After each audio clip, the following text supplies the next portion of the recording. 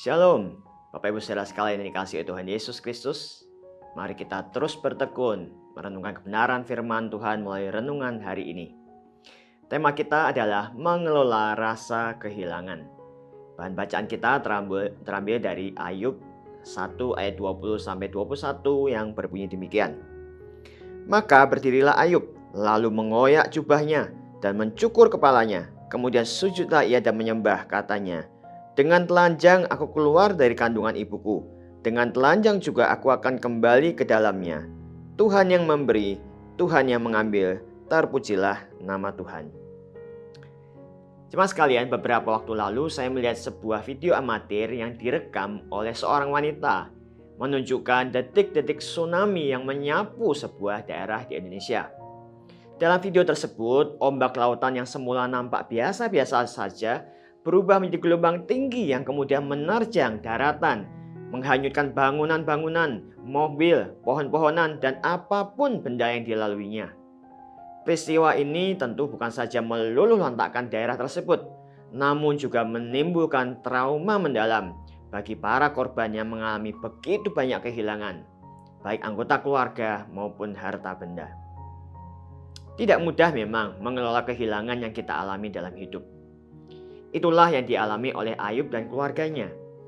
Ayub memiliki semua hal yang didambakan oleh manusia pada umumnya.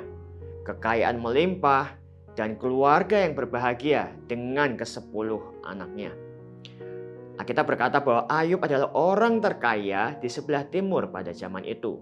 Ada di pasal 1 ayat 3. Sebagai seorang yang saleh, jujur, takut akan Allah, dan menjauhi kejahatan, kita tentu dapat meyakini bahwa semua yang ia peroleh tidak ia dapatkan dalam sekejap.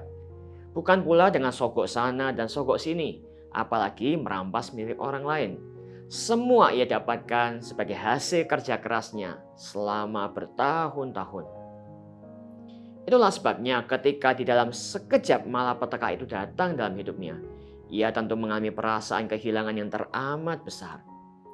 Kalaupun ia rela kehilangan seluruh harta bendanya, namun sebagai seorang ayah tentu sangat tidak mudah kehilangan ke-10 anaknya.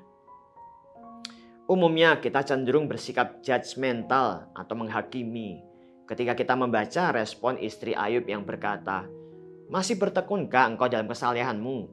Kutukilah Allahmu dan matilah." Kita bisa baca di dalam pasal 2 ayat 9. Namun sebagai seorang ibu mana yang tidak hancur hatinya mendapati seluruh anak-anak yang telah dilahirkannya, dibesarkannya dengan kasih sayang, mati dalam sekejap. Tidak mudah mengelola rasa kehilangan yang kita alami dalam hidup. Namun, sebagaimana bacaan kita hari ini, reaksi spontan Ayub ini sungguh luar biasa. Meskipun di dalam pasal-pasal selanjutnya kita melihat Ayub membela dirinya di hadapan Tuhan dan bergumul dengan dirinya, bahkan mengutuki hari kelahirannya. Namun, respon pertama Ayub ini jelas mengungkapkan kualitas dirinya yang sesungguhnya. Dari perkataannya inilah kita bisa belajar bahwa Ayub memandang situasi tragis yang ia alami dari sudut pandang Tuhan.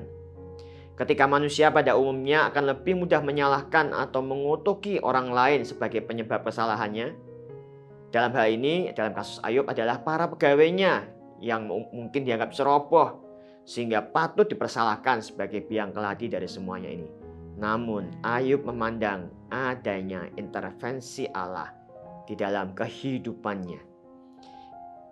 Ia datang ke dunia ini tidak membawa sesuatu apapun, sehingga segala kekayaan termasuk keluarganya adalah semata-mata pemberian Tuhan. Sebagai wujud pemberian dari Tuhan, Ayub tidak menganggap bahwa semua itu adalah hak yang harus ia pertahankan mati-matian. Sebagai sang pemberi, Tuhan lebih berhak untuk mengambilnya kembali. Ayub bukanlah manusia sempurna, namun ia sudah menunjukkan bagaimana mengelola perasaan kehilangan yang kita alami dalam kehidupan dengan cara yang tepat. Sebagai pengikut Kristus, mari kita juga menyadari bahwa Kristuslah pemilik hidup kita, dan segala yang kita miliki adalah berasal darinya. Tuhanlah yang berhak dan berdaulat atas seluruh hidup kita. dan kiranya kita dimampukan untuk mengelola rasa kehilangan dalam hidup kita dengan cara-cara yang memuliakan Tuhan. Amin.